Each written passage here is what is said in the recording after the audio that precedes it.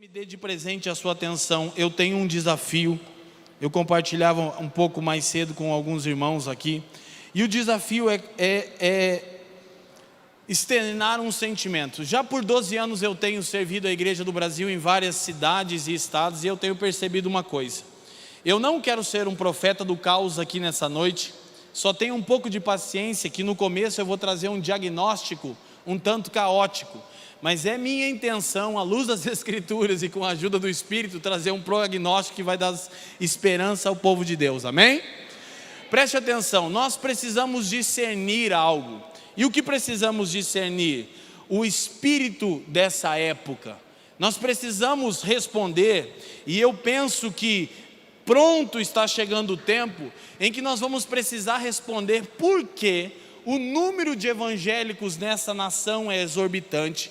Por que os nossos ajuntamentos e conferências mobilizam multidões e na medida que o número de evangélicos cresce, cresce também o caos, a desigualdade e a corrupção? Olhe para mim, você e eu temos que dar uma resposta. Então, eu quero tentar olhar e fazer um diagnóstico aqui, introdutório. Por que chegamos onde chegamos? Eu não tenho a pretensão de com essa palavra explicar tudo, até porque eu não tenho todo o entendimento, e nem aquele entendimento que eu tenho é possível de a gente compartilhar aqui, mas eu quero compartilhar com vocês algumas coisas que eu tenho visto, e não apenas tenho assistido, eu tenho me enganjado para a mudança delas. Primeira coisa que eu estou convencido, boa parte do caos na nossa nação é resultante do mau uso do púlpito. Nos falta evangelho. Nós temos muitos fragmentos de evangelho, mas não temos uma compreensão do conteúdo, da abrangência e das aplicações do evangelho. Eu passei o último ano inteirinho, tanto localmente, na família dos que creem, bem como servindo em outras localidades, pregando o evangelho. A coisa mais difícil que tem é você pregar sempre o evangelho. Você que é pastor local, quem aqui é pastor de uma comunidade, de uma paróquia? Pregar o evangelho todo domingo é quase que uma tarefa impossível. Por quê? Porque o evangelho é uma mensagem singular. Mas eu quero compartilhar o porquê nós não estamos observando um resultado. Porque não há uma transformação real, e repito, eu não estou aqui como profeta do caos, mas eu quero constatar uma verdade, é meio que um choque de gestão no começo. A primeira coisa, eu quero ler com vocês Romanos capítulo 1, e eu vou tentar fazer algo, irmãos. Qual? Ler pouquíssimos versículos com vocês, e os irmãos que nos conhecem sabem do desafio que é isso, eu prometo que eu vou tentar. Romanos capítulo 1, versículo 16, as Escrituras dizem assim: porque não me envergonho do evangelho de Cristo, pois é o poder de Deus. Eu não quero nem o texto todo, nós temos feito uma série na família dos que creem de exposição de Romanos, já estamos há mais de 20 e tantos domingos expondo Romanos versículo por versículo. Temos percebido muita vida, você tem acesso a essas mensagens nas plataformas digitais. Mas uma das coisas que mais mexeu conosco nessa exposição, nessa averiguação mais detalhada do Evangelho, é esse versículo: o Evangelho é o poder de Deus.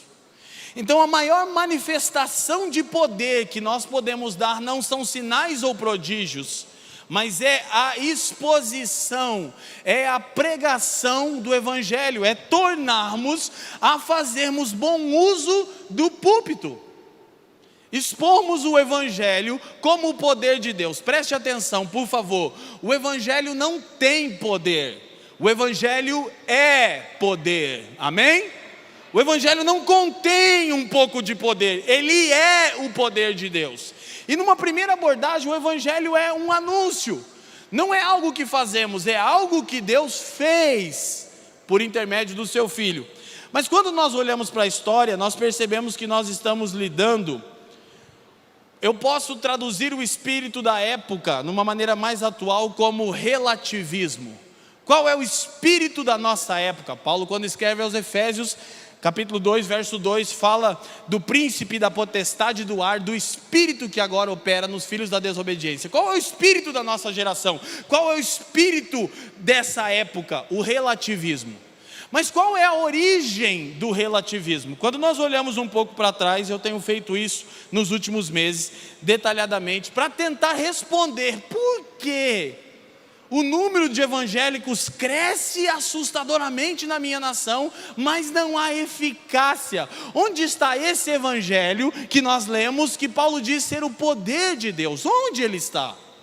E quando nós olhamos para a história da igreja, nós sabemos de muitos erros, mas quando olhamos mais detalhadamente, você descobre que a origem mais recente disso é algo que foi chamado no século XVIII de iluminismo. Quem já ouviu falar disso aqui? Levanta a mão.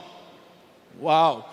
Então, basicamente, o iluminismo era um movimento que apregoava que qualquer coisa que não pudesse ser comprovada cientificamente deveria ser descartada, considerada como superstição ou falatório, ou fábula.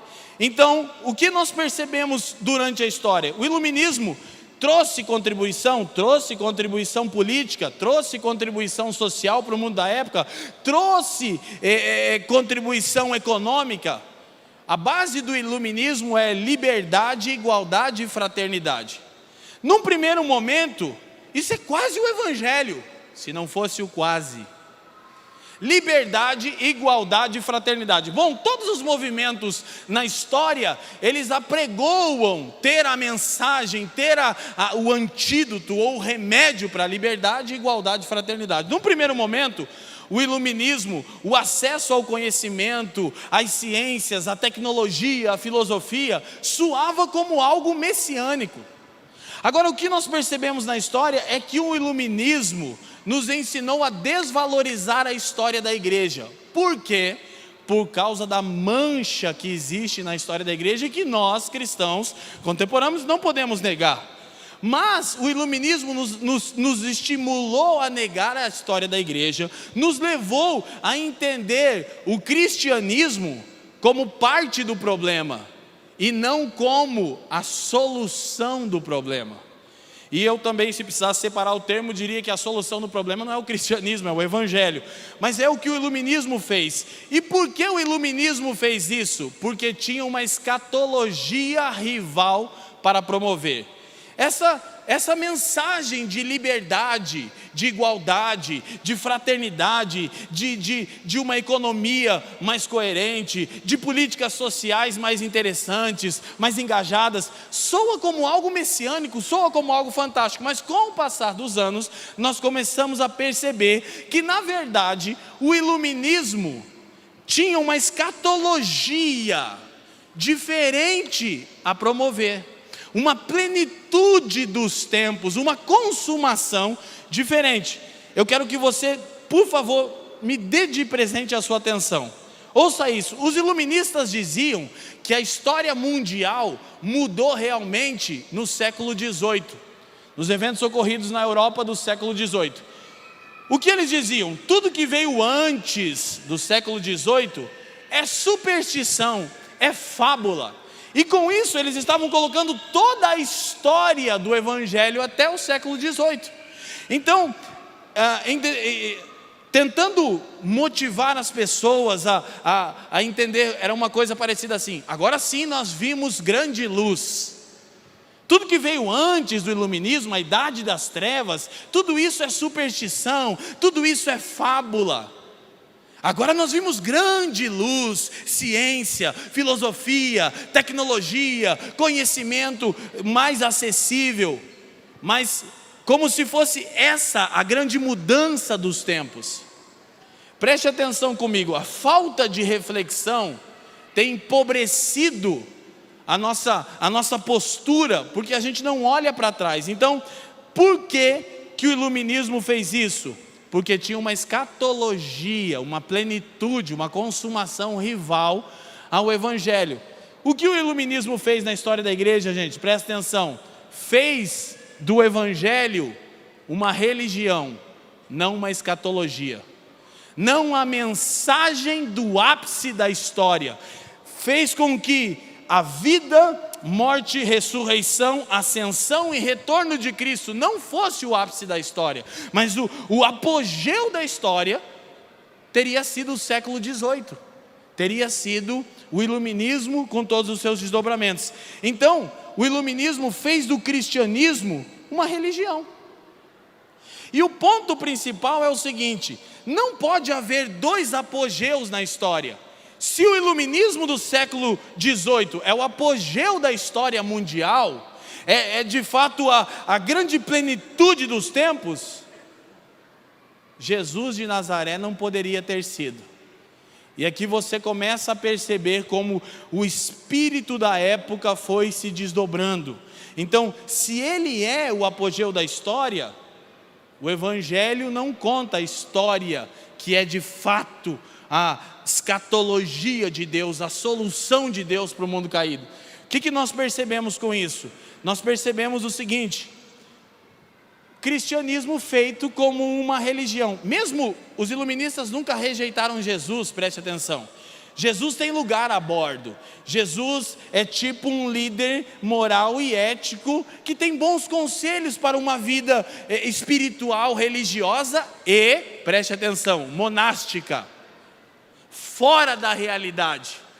Uma coisa, na verdade, que não é traduzida em uma prática, que não tem uma resposta. Um dos meus preferidos teólogos, chamado N.T. Wright, ele diz assim: quando o Evangelho torna-se uma religião, um simples manual de conduta moral, sua mensagem original é amordaçada e por fim silenciada por completo. Por quê? Qual é a mensagem do Evangelho? Como Deus se tornou rei na terra como no céu. Agora, por favor, tenha paciência que eu quero terminar esse raciocínio com vocês.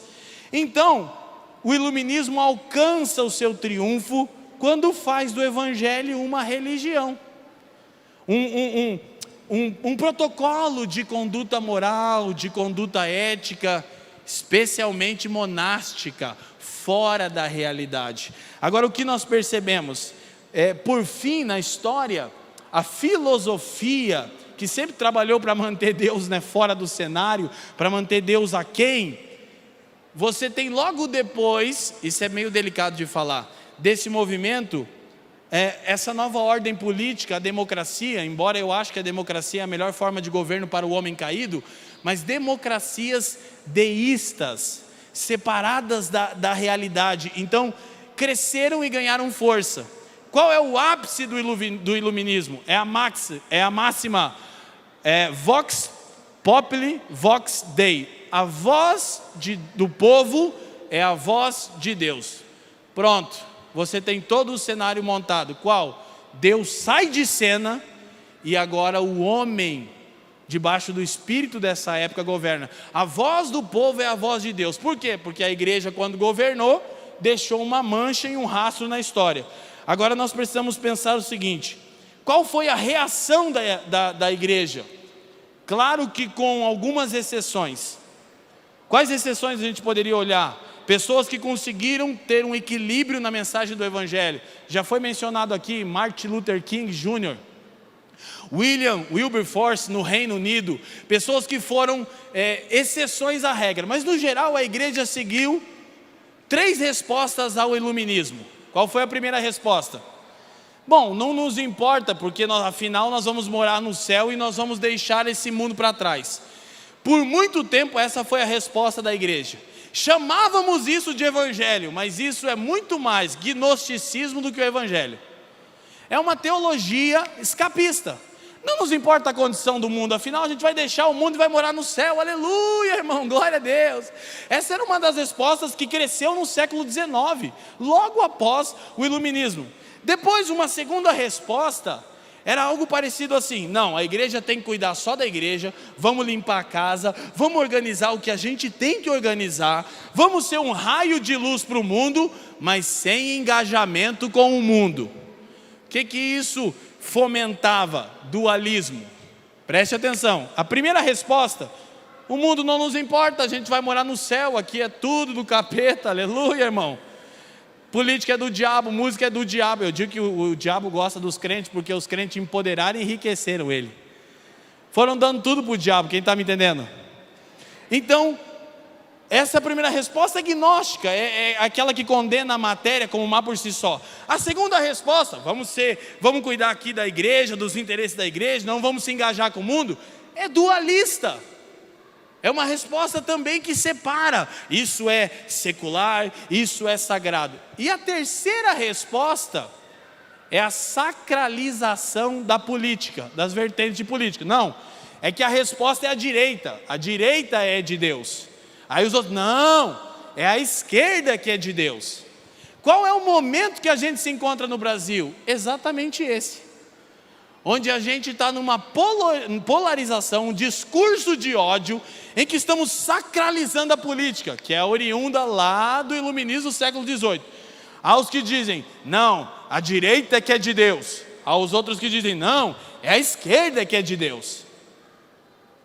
Que resultado está tendo isso? Nenhum. E o pior, a igreja se degladiando para dizer se Deus é de direita ou se Deus é de esquerda. Gente, a construção de toda a história é a seguinte: o Evangelho é o poder de Deus. Amém? Então o que nós percebemos? Escute. Agora, por que nós temos essas reações? Ora gnósticas, ora dualistas, ora sacralizamos a política como é direita de Deus, esquerda de Deus, esquerda de Deus, direita de Deus, esquerda do diabo, irmão. O diabo está na esquerda, Jesus está à direita, aleluia. Está à destra do Pai. Não é verdade? E na verdade a gente acaba por optar por essa posição política para a preservação da nossa existência, né? Não é um engajamento com o mundo. A gente não vota em uma política que nos pareça ser mais de acordo com a mensagem do Evangelho. A gente vota naquela que vai nos preservar. Quem está me entendendo? Por que você está falando assim? Quem me conhece sabe, cara, eu tinha muitas coisas para falar aqui, mas eu não posso perder a oportunidade de tentar, sobre a ajuda do Espírito, a misericórdia de Deus, trazer um pouquinho de lucidez. Porque está nos faltando sobriedade e lucidez nos nossos dias. Eu estou chocado. Então eu não estou nem um pouco interessado em que a mensagem seja legal, em que você sinta alguma coisa, um arrepio, como é que a gente vai terminar. Eu estou interessado em que no mínimo você pondere o que você vai ouvir aqui hoje. Eu já vou me sentir satisfeito. Por quê? Porque a gente está lidando com um espírito dessa época, sem compreender os mecanismos. E pior, ora chamando esse espírito de evangelho. Ora chamando tais posições, tais posturas que são resultantes disso, de evangelho. Mas eu retorno a Romanos 1,16 e minha esperança está: o evangelho é o poder de Deus. Amém? Agora eu vou te falar o seguinte, eu estou vendo a escassez de exposição do evangelho. Por isso que chegamos a tais reações. Duas coisas eu acho que eu posso dizer. Primeiro, por uma compreensão fragmentada do evangelho. A nossa compreensão de evangelho é sempre uma parte só do evangelho. Segundo, por um equívoco a respeito do que de fato é o evangelho. E no Brasil temos tanto assim, exorbitantemente, púlpitos que têm uma visão fragmentada do evangelho e púlpitos que têm uma visão totalmente equivocada do evangelho. Então qual é a resposta de Deus? É o evangelho. O evangelho é a escatologia de Deus, é a plenitude, é a consumação, é o desenho original. Que espírito que nós estamos lidando, minha geração? Com o espírito do relativismo, com o iluminismo, com aquela ideia de que nada que não possa ser comprovado cientificamente deve ser considerado. Sabe qual é o grande lance? É que consideram, qualquer pensador que seja de linha principalmente protestante, é considerado um tolo. Hoje na nossa época, nos meios acadêmicos, onde se debate de fato os assuntos pertinentes, evangélico é tolo. Você crê em fábula, você crê em superstição. Por quê? Porque o ápice da história não é Jesus Cristo, é o século XVIII, é o iluminismo, é a filosofia, é a tecnologia, isso. Aí, liberdade, igualdade, fraternidade. Aí os crentes ignorantes dizem, evangelho, né?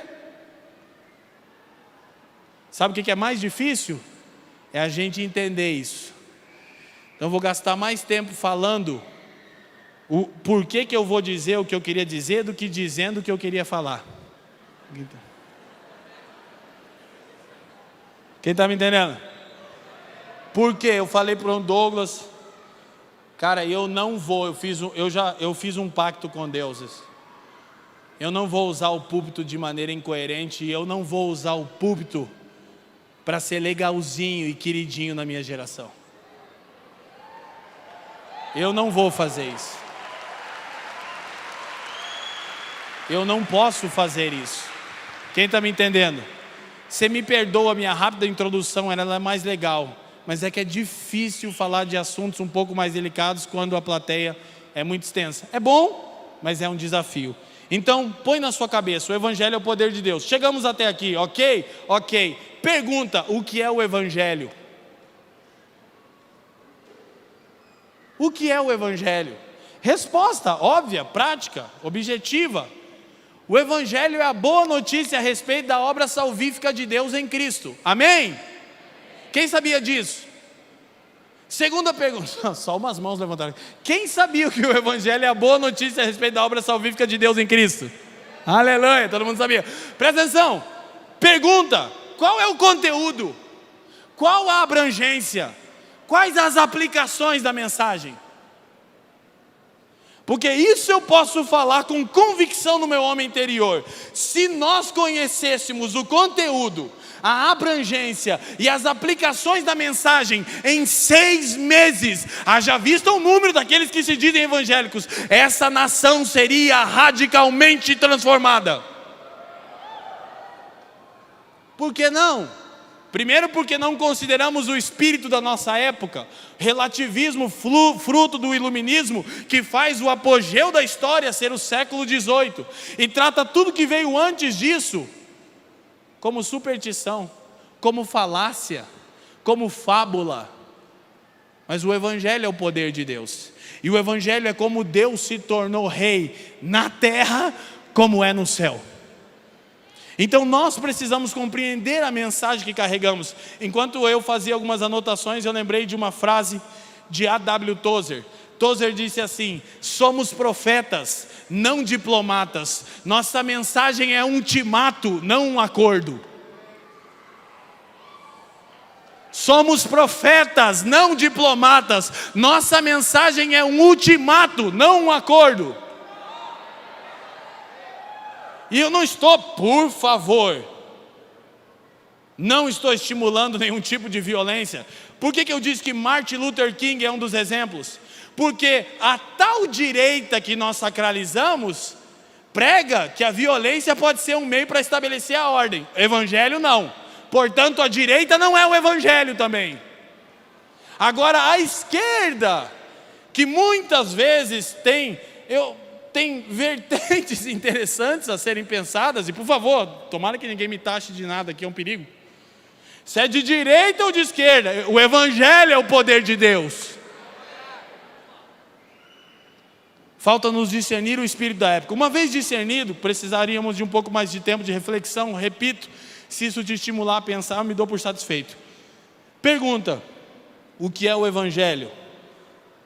Vou tentar responder em alguns minutos. Primeira coisa, não vou ler muitos textos, quero ler poucos. Primeira coisa, o Evangelho tem capítulos.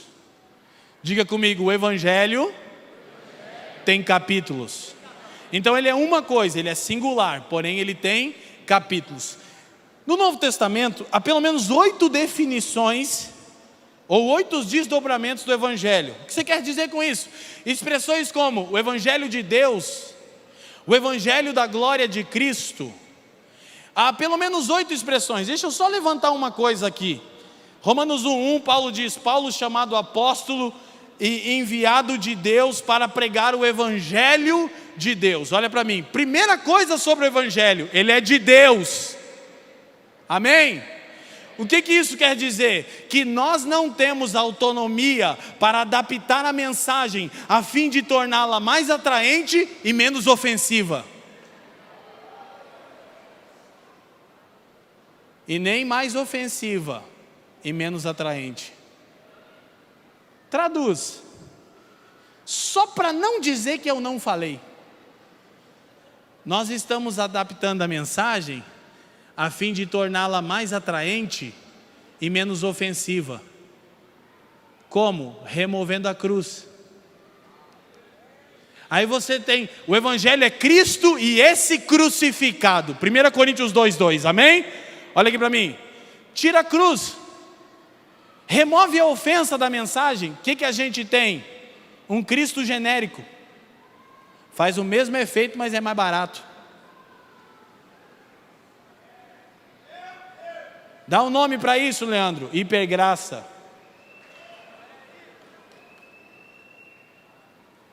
O Evangelho é de Deus, nós não temos autonomia para adaptar a mensagem a fim de torná-la mais atraente e menos ofensiva. Como tornamos a mensagem mais atraente e menos ofensiva? Removemos a cruz.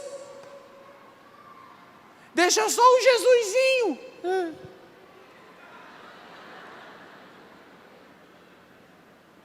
Tira a cruz da mensagem. Deus entende, o que importa é o coração. Mas já melhorou um pouco, querido, o Evangelho não melhora ninguém, ele transforma pessoas. Agora sabe que é um problema que a nossa geração tem com a pregação do Evangelho? A gente não prega muito o Evangelho, por quê? Porque como é que você vai saber que o Evangelho transforma alguma coisa se ele não transformou você ainda? Não prego muito, por quê? Porque eu não tenho certeza da capacidade da mensagem de transformação. Mas Paulo diz que o Evangelho é o poder de Deus para transformação. Agora o ponto principal é esse. E como que eu torno a mensagem mais ofensiva e menos atraente? Aqui também é importante, porque quando você fala mais atraente e menos ofensiva, os zelotes se levantam. Eles existem, né, pastor Paulo? This is Esparta, aquela coisa. Isso! Não, o Evangelho é de Deus, não podemos adaptar a mensagem a fim de torná-la mais atraente e menos ofensiva. Fato. Mas não podemos tornar a mensagem mais ofensiva e menos atraente. Como? Com os nossos dogmas. Com todo respeito, com essa pobreza intelectual. Isso é do diabo, isso é do capeta, isso é do Satanás. Tem que fazer assim, tem que falar assim, tem que se vestir desse jeito. Você está tornando a mensagem mais ofensiva do que ela já é. O Evangelho tem a dose ideal de atração e de ofensa. Cristo crucificado. Aleluia! Poder e sabedoria de Deus. Uma boa lembrança sobre os novos teólogos liberais influenciados pelo pensamento iluminista, que, pasme, o iluminismo não só tinha uma escatologia rival, tem uma teologia rival. Qual é a teologia do iluminismo? A teologia liberal. Não, a Bíblia não é exatamente isso, pastor. Está contando uma história só. Está cheio de jovens sendo formados por uma teologia liberal que está debaixo do espírito dessa época. Está roubando a literalidade das Escrituras, a verdade absoluta de Deus, amém? Por causa do espírito da época, que é o relativismo. Filho ou neto do iluminismo. Quem está me entendendo? O Evangelho é o poder de Deus, então nós acabamos muitas vezes tornando a mensagem mais ofensiva do que ela já é. Com os nossos dogmas, com os nossos aparatos religiosos que não servem para nada. Mas uma vez mais eu digo, o Evangelho tem a dose ideal de atração e de ofensa, Cristo e esse crucificado. Quem está comigo aqui, diga assim. Então agora eu vou começar a pregar, amém? Glória a Deus. Eu vou começar a pregar a partir dessa introdução e da mensagem do ano passado. Quem estava aqui ano passado? Então, se você não estava, você assiste, porque ela é o término da introdução que eu não vou poder fazer agora. A igreja que nós estamos nos tornando, ano passado eu disse, a igreja que vai mudar o mundo não é aquela que você está indo, é aquela que você está se tornando. Aleluia! Então, haja vista o que compartilhamos no ano passado, e você vai ter acesso a esse vídeo, eu quero te estimular a fazer isso. Primeira coisa que eu quero dizer, das 3 definições, há 3 definições que eu entendo que compreendem o conteúdo e a abrangência da mensagem. Eu disse que tem pelo menos 8 desdobramentos: Evangelho de Deus, Evangelho da glória de Cristo. Mas há 3 definições. Primeira, Atos 20 e 24, se você está anotando. Segunda, Lucas 4:43. Terceira, Apocalipse 14:6. Atos 20 e 24, Paulo diz ser um apóstolo para testemunhar o Evangelho da graça de Deus. Diga comigo, o Evangelho da graça. Primeiro capítulo do Evangelho. Então Lucas 4:43, Jesus diz ter sido enviado para pregar o Evangelho do reino de Deus. Diga comigo, o Evangelho do reino. Segundo capítulo do Evangelho. E Apocalipse 14, na consumação do plano de Deus, você vê o registro do anúncio do Evangelho eterno. Diga comigo, Evangelho eterno. Terceiro capítulo do Evangelho. Então eu creio que esses 3 desdobramentos resumem conteúdo e abrangência da mensagem. Não fica chateado comigo, só diz mais uma vez, isso é pedagogia. Evangelho da graça, Evangelho do reino, Evangelho eterno. Agora presta atenção aqui em mim, em nome de Jesus. Não são 3 evangelhos, por favor. Eu estou combatendo exatamente a fragmentação da mensagem. São 3 capítulos de um só evangelho, amém? Então vamos resumir. Evangelho da graça, o que nós aprendemos? Como Deus salva. Como Deus salva? Bom, a reforma protestante já fez esse trabalho. Deus salva pela graça, mediante a fé, não vem de nós, é dom de Deus, amém? Efésios 2:8, sua salvação é uma dádiva, não uma recompensa. Sua salvação é um presente, não resultado do seu desempenho. Eu tenho dito que já seria incrível pensarmos na salvação como um dom, como um presente, que não é fruto do meu desempenho. Mais incrível é pensar na salvação como um dom de Deus. Por quê? Vou te falar um atributo do caráter de Deus que não se ensina em teologia. Teologia se aprende onisciência, onipotência, onipresença. Pastor Josué falou bem. Mas tem um que você só aprende na teologia da trincheira. Qual? Deus não é bipolar. Aleluia! É uma da notícia mais incrível que você já ouviu sobre o caráter de Deus. O que você quer dizer? Nossa salvação é dom de Deus, é um presente do Deus que não sofre transtorno de bipolaridade. Falando sobre a vocação e a eleição de Israel, Paulo diz em Romanos 11:29, os dons e a vocação de Deus são irrevogáveis. Traduz, Leandro, quando Deus dá, Ele não revoga, quando Deus dá, Ele não toma de volta. Por quê? Porque Ele não te deu pelo seu desempenho, Ele te deu por causa da sua graça. Aleluia! É uma coisa óbvia. Evangelho da graça nos ensina como Deus salva. Estou escrevendo sobre isso no material lá de Cosmovisão, tem muito conteúdo sobre isso. Como Deus salva? Pela graça, mediante a fé, não vem de nós, é dom de Deus. Tiago 1,17 diz que nele não há sombra nem variação alguma. Malaquias 3,6 diz que o Senhor não muda. E é justamente essa a causa por nós não sermos consumidos. Mas nós cremos num Deus que sofre transtorno de bipolaridade. Ele te salva no dia que Ele está feliz, aí no outro dia você dá uma escorregada na maionese, Ele te enfia no inferno também, senta no colo do capeta, seu miserável. E aí você está fazendo uma coisa, qual? Meu assunto aqui não é nada do que eu falei ainda, eu nem usei a palavra rema dessa noite. Minha palavra rema dessa noite é vocação. Mas qual é o ponto? Qual é uma das razões pelas quais a gente não está cumprindo a vocação? Simples, a gente está tentando preservar a nossa salvação. Eu não tenho tempo de pregar que Deus salva pela graça, porque eu estou tentando merecer continuar salvo até Jesus vir. E já está uma luta aí fora, irmão. Vigia que o diabo está dominando tudo. Isso é dualismo, irmão. Deus salva pela graça mediante a fé, nele não há sombra nem variação alguma.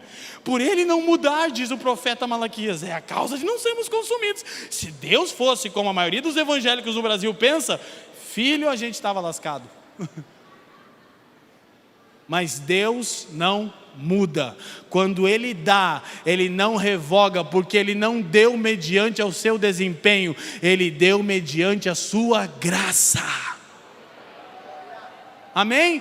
Então, pode ter certeza de uma coisa, qual? Romanos capítulo 8, começa o capítulo com uma... Na verdade, Romanos é só anúncio. Romanos 8 começa dizendo assim, look at me, olhe para mim, pois já não há condenação alguma para os que estão em Cristo Jesus, amém? E termina dizendo no versículo 35, e não há possibilidade de separação alguma, nem a morte, nem a vida, nem os anjos, nem principados, nem essa era, nem a porvir, nada nem ninguém nos separará do amor de Deus que está em Jesus. Aleluia! Não há condenação, não há possibilidade de separação, amém? Mas só para a hipergraça não achar gancho em mim, o versículo 2 de Romanos diz, mas não há mais escravidão ao pecado. A evidência do nascido de novo é que ele está sendo santificado. Um doutor do Novo Testamento chamado F.F. Bruce disse, não há razão nenhuma para crer que um homem tenha sido justificado se ele não está sendo santificado. Não me venha com churumelas, aleluia. Amém? Fechada a porta da hipergraça, importada da América. Chega de importar as coisas, irmão. Aleluia. Como Deus salva? Pela graça mediante a fé, não vem de nós, é dom de Deus. Evangelho do reino. Por que Deus salva? Diga comigo, por quê? Essa é a perguntinha que você tinha que ter feito faz tempo. Por que Deus me salvou? Para ser um crente, aleluia. Ah, glória, glória, glória.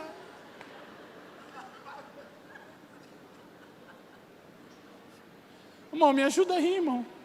Congregar na minha igreja é uma luta, irmão. Nós perturba os irmãos toda semana. Por que Deus salva? Por duas razões. Não vou desdobrá-las. Primeiro, para restabelecer sua sábia soberania sobre a criação. Deus salva porque Ele está dizendo, essa coisa aqui é minha, fui eu que fiz, eu vou botar a casa em ordem. Tem a ver com uma coisa que os reformados gostam. Por que isso, e por que isso, e por que aquilo? Aquelas perguntas que não tem resposta. Aí aquele cara bem reformadão, fecha a cara e diz, para a glória de Deus. É ou não é? Bem, tem que ter cara feia. Reformado bom tem cara feia. Não tem? Verdade?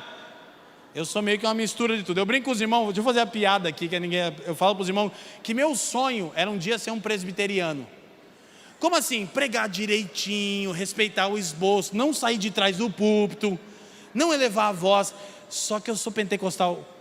Prefiro dizer que eu sou carismático, calma. Eu sou neto e filho de assembleiano.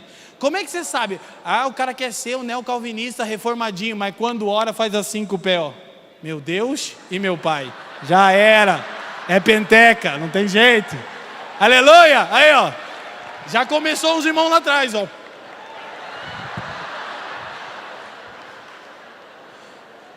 Olha para mim. Deixa eu te dar uma dica. Para de avolumar. Agora virou um negócio no Brasil que eu só vou deixar no ar. Agora calvinista é esquerda e arminiano é direita. Agora nós vamos tretar nisso também. Socorro, irmãos! O que você é, calvinista, arminiano, de esquerda ou de direita? O evangelho é o poder de Deus.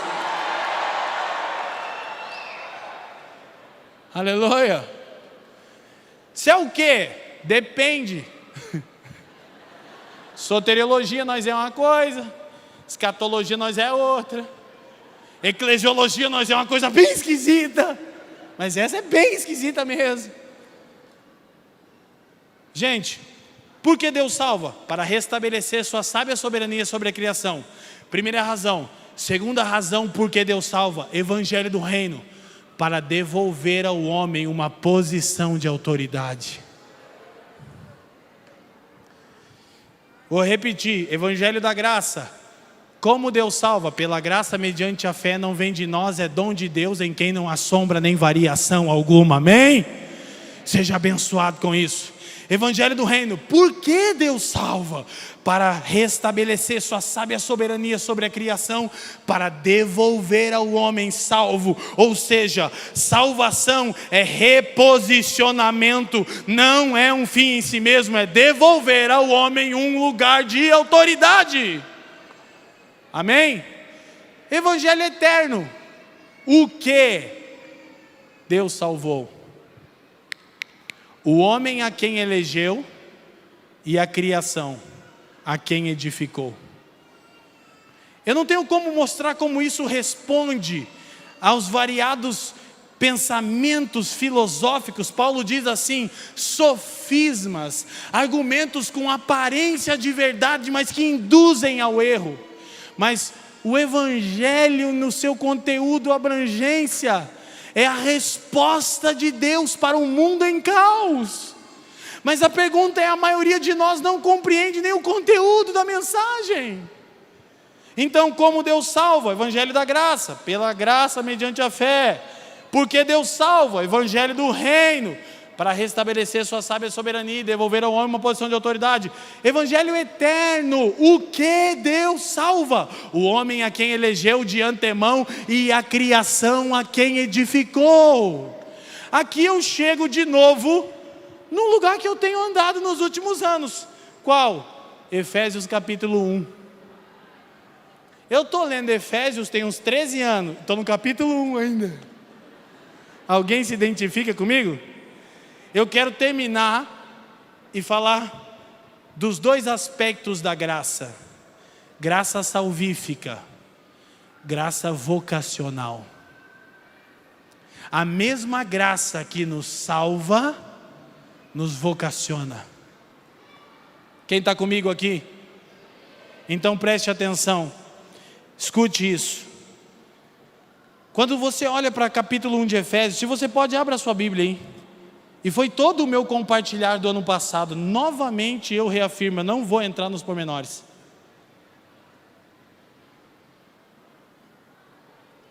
Paulo está tão empolgado com a segurança da obra salvífica de Deus, que ele começa a carta e no versículo 3 ele já explode em louvor.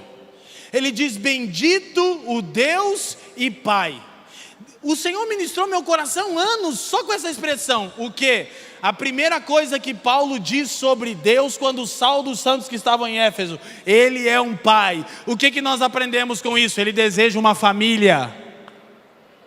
Quanto a gente tem falado, e Douglas e Val, quanto? Não é sobre aquilo que fazemos, é sobre aquilo que estamos nos tornando.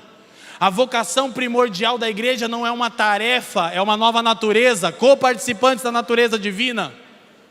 Então, Paulo diz, bendito Deus e Pai. Ele explode em louvor, ele vai até o versículo 14. Tem gente que diz que Paulo era tradicional, mais reformado, mas eu acho que o bicho era penteca. Gostava de cantar, irmão.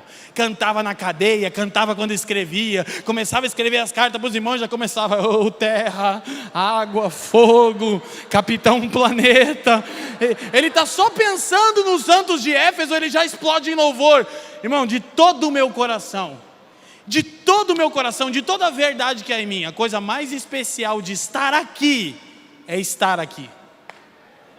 Não é a plataforma, minha esposa testemunha ao meu favor, os irmãos, eu não careço de plataforma, mas eu fui liberto faz um tempão disso. A coisa mais especial de estar aqui é estar aqui com vocês.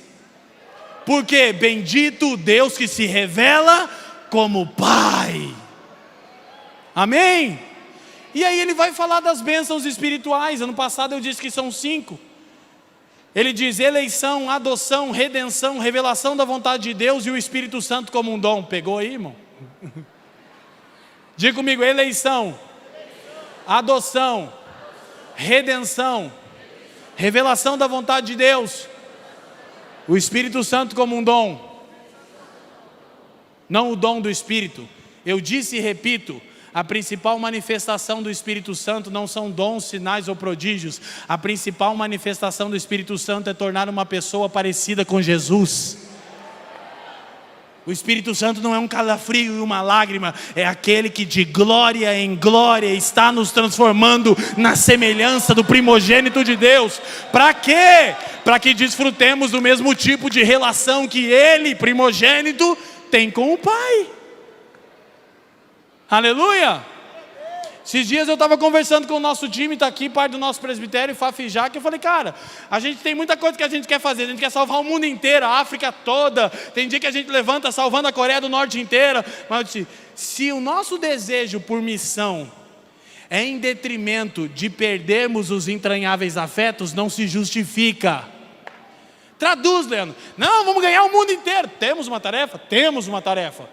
Mas aí a gente tem tanto programa, mecanismos e coisas ativistas, parece o Greenpeace, que a gente está comprometendo a essência da nossa vocação, que é sermos uma família. Estamos perdendo os entranháveis afetos, quem está me entendendo? Então o ponto que a gente precisa refletir aqui, gente, raciocina comigo. Pensa comigo, Paulo fala sobre as bênçãos espirituais, é completo, o que ele está querendo dizer? Quando Deus empregou o seu poder, Pedro fala isso na segunda epístola também, quando Deus empregou o seu poder para nos salvar, Ele nos deu tudo para uma vida piedosa. Traduz, quando Deus nos elegeu e nos salvou, não faltou nada. Paulo diz, Ele nos elegeu, nos adotou, nos redimiu, nos revelou a sua vontade e nos deu o seu Espírito. Olha para mim, está te faltando o que mesmo? As pessoas perguntam para mim, Leandro, como é que você está? Eu digo, melhor do que eu merecia. Que eu fui eleito. E Jesus diz, quem mais foi perdoado, muito ama. Tem gente que não entende, mas quando você é um ex-dependente químico, se tornou órfão de pai aos 14 anos, que tem a 6ª série no diploma escolar, e que nunca fez um curso de teologia, e por graça e misericórdia, serve a igreja do Cristo de Deus no mundo, isso para você faz sentido.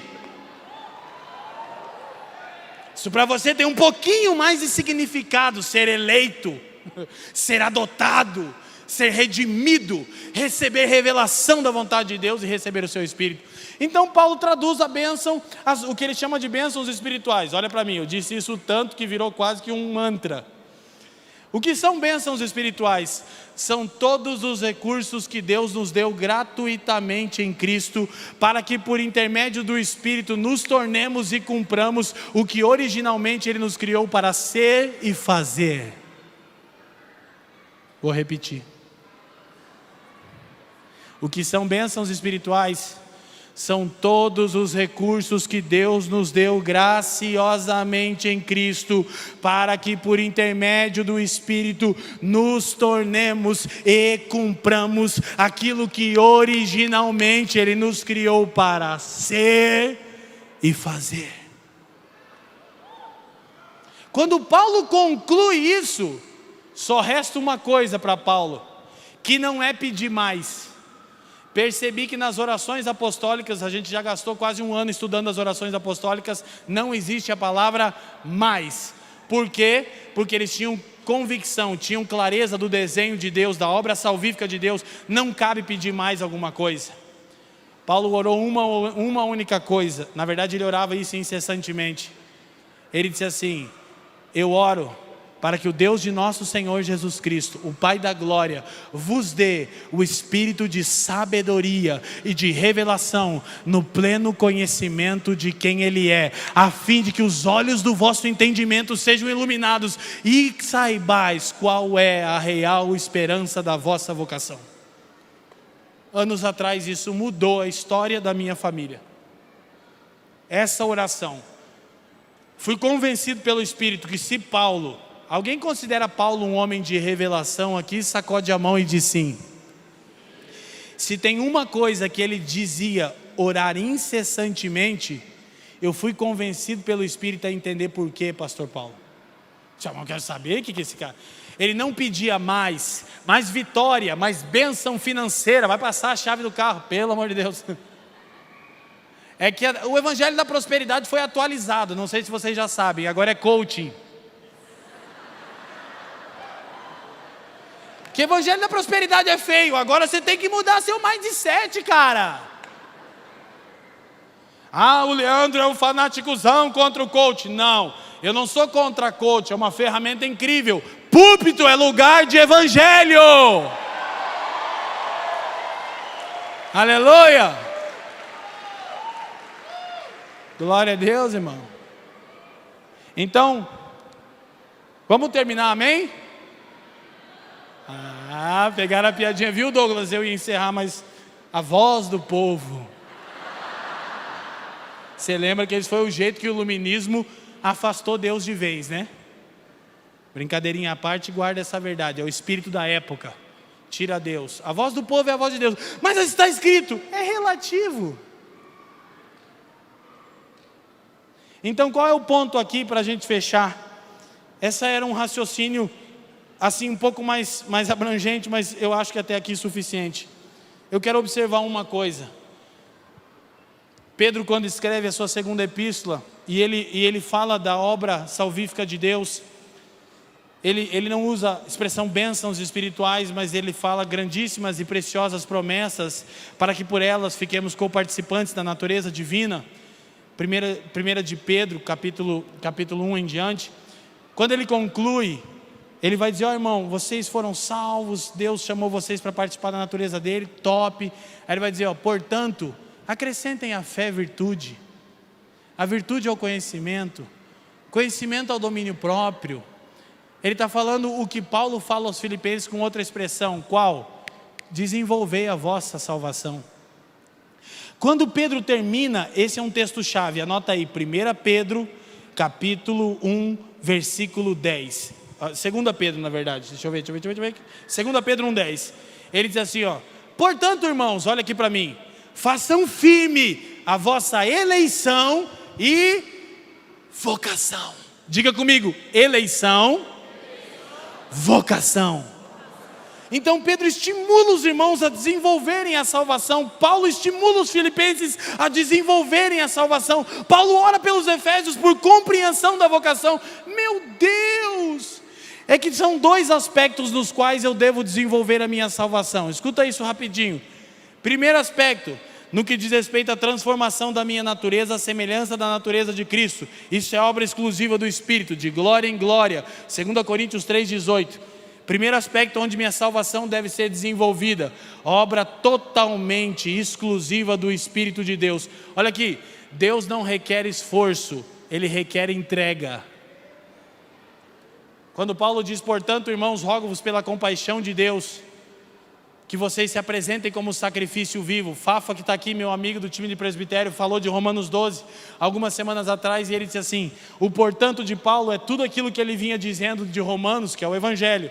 Quando ele chega no capítulo 12, ele diz assim, portanto, se você entendeu tudo o que eu disse, as muitas compaixões e misericórdias de Deus envolvidas na sua salvação, qualquer atitude menor do que uma entrega voluntária, total e irrestrita, é irracional. Qual que é a nossa dificuldade de entender isso, né? É que a gente não é bom de Bíblia, daí eu tenho que ir lá explicar e eu não tenho tempo. Mas quem entende, entende, né? Aquele que tem ouvidos para ouvir, ouça. Agora eu quero concluir te mostrando o seguinte. As palavras-chave que pulsam no meu coração, eleição e vocação. Eu fui eleito para uma vocação. O que é desenvolver a minha salvação? Quando Paulo fala sobre isso, ele começa com um portanto. Portanto, meus amados, assim como sempre obedecestes, não só na minha presença, mas muito mais agora na minha ausência, desenvolvei a vossa salvação com temor e tremor. Filipenses 2,12. O que é o portanto? É que ele está falando a semelhança de Jesus. Ele está dizendo, Jesus, não para a salvação, foi eleito para uma vocação. Mas só tinha um jeito de ele cumprir a vocação dele. Paulo diz, sendo obediente até a morte e morte de cruz. A conclusão de Paulo é, se assim é, desenvolvam a vossa salvação. O que Paulo está falando? É que só tem um jeito de você cumprir sua vocação. Qual é? Identificando a sua cruz. Como é que é isso? Jesus diz: quem quiser vir após mim, negue-se a si mesmo, tome a sua. Querido, tem uma cruz que é sua, tem uma que é minha. Cristo tinha a dele. Qual é o ponto aqui? É que eu só vou me tornar e fazer o que eu fui originalmente criado para ser e fazer quando eu tomar a minha cruz. Agora, a cruz, no Evangelho da Prosperidade, atualizado como coach e hipergraça, virou sinônimo de sofrimento. Mas cruz não é sofrimento, cruz é vocação. Cruz é a causa da nossa morte. Traduzindo, a gente foi eleito, salvo, para morrer. Vou te falar duas coisas, eu vou ler um versículo bíblico para a gente concluir. Mas quero falar, o Senhor vinha ministrando no meu coração. A gente recebeu o pastor Paulo, que vai falar amanhã pela manhã. E ele um dia no carro, não sei se ele lembra, estava a Fran atrás e o Ben segurando aqui no puxador. Ele disse assim: Leandro, o que queima no seu coração? Falei: pastor, a maturidade da igreja. Aí ele se inclinou desse jeitinho carinhoso dele e disse assim: Fran, sabe que ele vai morrer disso, né? Aí a Fran riu, ele falou: não, se ele morrer de outra coisa deu errado.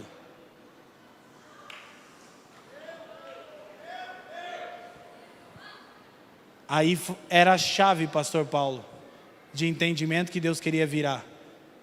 Porque quando começa a chegar no final do ano, o senhor sabe o que eu estou falando. Eu estou com 38 e já estou me sentindo assim: eu não consigo, Jesus. Tudo que eu queria era ser um cara normal, ficar em casa todas as semanas e ver o bem crescer, sem no final do ano fazer uma conta e descobrir que 7 meses da vida do bem eu estava fora de casa. Mas aí o Senhor disse assim: mas é a causa da sua morte. Olha para mim, irmão, no nosso atestado de óbito tem que estar escrito assim, causa da morte, : cumprimento da vocação. Agora deixa eu te explicar o que eu não vou conseguir, e eu estou muito esperançoso que o pastor Paulo fale sobre vocação amanhã, né? Fica a dica, rola a bola, em algum momento, com muito mais envergadura e capacidade do que eu. Mas deixa eu te falar uma coisa que eu aprendi. A maneira mais simplista de traduzir vocação, Neto, quando você identifica um problema no mundo e se sente como a única pessoa capaz de solucioná-lo. Pronto, então qual é a marca? Angústia. E eu pensei que em algum lugar da minha caminhada com Jesus, essa angústia ia embora. E eu achava até que eu tinha um problema, porque eu vejo as pessoas pregando um evangelho que vai dar tudo certo, que o seu futuro é brilhante, que você é o cara. E eu vivo com uma angústia no meu interior, dizendo: a igreja é como uma menininha que não tem seio, brincando de casinha. Eu digo: por que, Senhor? Por que para mim não parece tão legal como parece para os outros? Ele diz: porque sua vocação é dar sua vida. Como é que é isso? Na hora certa, que ele diz para nós: vai fazer academia, emagrece, você vigia. Mas na hora que você morrer, não vai ser de acidente. Vai ser que os seus nervos vão ter estourado, porque você deu tudo pregando o evangelho. Vai ser que o seu sistema nervoso vai entrar em pane, porque vocação, causa da morte. Olha para mim, cruz não é sofrimento, cruz é vocação. Jesus tinha que se tornar o Cristo, o Salvador, só por meio da cruz. A cruz é o jeito de você se tornar e cumprir o que Deus te criou para ser e fazer. Por isso ele te elegeu. Você estava indo bem, aí o pecado entrou, você desviou. Indo bem para onde? Indo bem para o matadouro.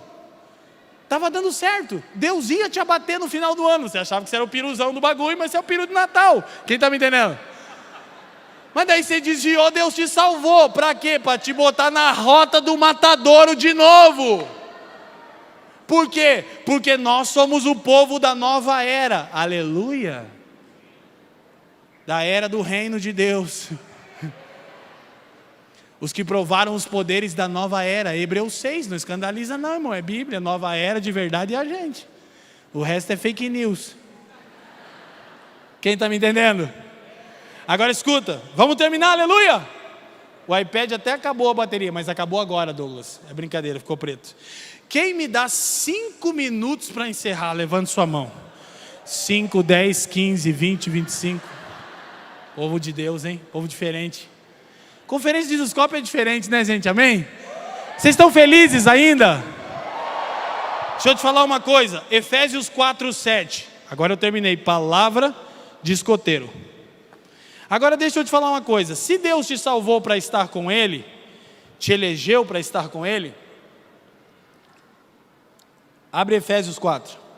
Por que Deus, no dia que você veio para frente e fez aquela oração bonita, Jesus, eu entrego a minha vida para você. Por que quando você fez essa oração, se o plano de Deus é você estar com Ele, por que Deus não fez isso aqui, ó? E você foi arrebatado. Olha, gente, presta atenção no que eu estou te falando para você não torcer. Olha que Deus maluco. Que Deus meio doido, que o nosso evangelho é o seguinte: num dia que estava de bom humor, Ele nos salvou e disse, anda direitinho para não sentar no colo do capeta de novo, senão eu te boto no inferno. Se você ficar direitinho até o dia que meu filho voltar, você vai ser salvo. Aí o filho dele, que também é meio doido, isso na concepção dos evangélicos, por favor, disse, ó, salvei vocês, partiu, céu, venho sem demora. Já faz 2000 anos. Qual que é o conselho dele para nós? Se mantém salvo aí, negão, senão o capeta te abraça, aleluia. Se Deus é assim, Ele é sádico, sim ou não? Mas Deus não é sádico, Ele é um pai, Ele tem um propósito. Por que você não foi arrebatado para o céu, quando no dia que você descobriu que era eleito por meio da pregação do Evangelho? Porque a única coisa que justifica a sua existência no mundo ainda é o cumprimento da sua vocação. É que você nasceu para solucionar um problema na criação. Ah, mas e eu, Leandro? Nasceu no mundo, você tem uma vocação. Porque você nasceu no caos. Agora deixa eu te explicar. Paulo fala em Efésios 4, 7 assim: mas a graça foi dada a cada um de nós segundo a medida do dom de Cristo. Diga comigo, medida. O grego é metron. O que é metron? Olha para mim. Esfera de atuação, extensão demarcada. O que é isso? É que as duas maneiras de você entender sua vocação. Primeiro, quando você identifica um problema no mundo e sente-se como a única pessoa capaz de solucioná-lo. Você não é, você só sente como se fosse. Qual é a marca disso? Angústia. Só que essa coisa que te angustia, quando você entra nela, flui graça. É uma doideira. Paulo diz, a graça é de acordo com o metron. O que ele está dizendo? Acha o seu lugar, acha a sua geografia, acha a sua esfera de atuação, e você vai continuar sentindo angústia, mas quando você desenvolver, vai fluir graça. Quais são as marcas da vocação? Angústia, graça. Qual é o seu metron? Agora deixa eu te falar resumidamente e de maneira genérica para a gente orar. Novamente citando N.T. Wright, ele diz uma coisa incrível. Ele diz, na antiguidade os deuses pagãos tinham seus templos. E todo deus no seu templo tinha o seguinte, olha aqui para mim, gente, uma imagem no templo, correto? Qual era a proposta disso? Representatividade daquela suposta divindade. Templo, imagem no templo. De acordo com o propósito eterno, o assunto do nosso livro, Cosmovisão Profética, o templo de Deus, o Deus verdadeiro, sabe qual é? A criação. Apocalipse 21 diz que Ele vai voltar para o templo. Sabe o que o Deus verdadeiro fez? Ele criou um templo, tudo estava pleno, mas o pecado gerou desordem, mas no templo, Ele colocou uma imagem dele.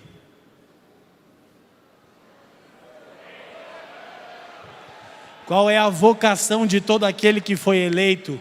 Ser uma imagem no caos do templo que vai ser restaurado. E isso é profético quando Jesus entra no templo em Mateus 21. Quem está comigo? Esse templo aqui, ó, criação, está sendo restaurado. E nós somos a imagem do Deus do templo. Qual é sua vocação? É mostrar, é refletir a bondade, o amor, a ternura, a sabedoria do Deus do templo em alguma área caótica do templo. Te coloca em pé, se possível. Quem me entendeu aqui nessa noite, diga assim: muito obrigado, irmãos, pela honra de servi-los. Se você pode, comece a falar com o Senhor. E eu quero te pedir que você ore uma única coisa, que eu também vou orar por vocês e por mim. Diga: Deus, ilumina os olhos do meu entendimento.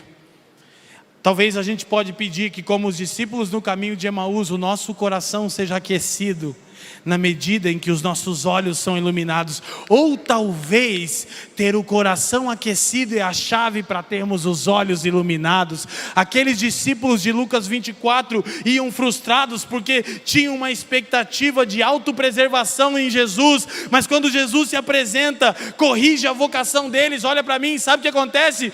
A primeira coisa, o coração queima. A segunda coisa, os olhos são iluminados. Por quê? Porque um verdadeiro discípulo de Jesus, quando ouve sobre vocação, o coração queima e os olhos são iluminados por causa da luz do fogo interior. Pai, muito obrigado por essa noite, por esse dia especial. Eu quero te pedir por todos os que estão aqui reunidos, e não apenas por aqueles que estão aqui, mas por todos que na nossa nação invocam o nome do seu Filho, Senhor deles e nosso. Pai, dá-nos espírito de sabedoria e de revelação. Ilumina os olhos do nosso entendimento. E Pai, eu te peço, a começar por mim, pela Fran, pelo bem, pela família dos que creem, se estendendo aos meus amados irmãos. Senhor, aqueça nosso coração. Não nos permita ouvirmos mais uma série de boas palavras sem operacionalizarmos tudo aquilo que já ouvimos até aqui. Que sejamos desafiados pelo seu Espírito, Senhor.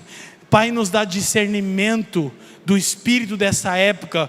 Qual é a nossa milícia nessa época? Qual é o espírito? Qual é, Senhor, a potestade do ar que a minha geração lida? E, Senhor, abre-nos a compreensão do Evangelho completo. Abre-nos a compreensão do Evangelho como um todo. Porque, mais uma vez, eu reafirmo aos quatro cantos dessa cidade: o Evangelho é o poder de Deus.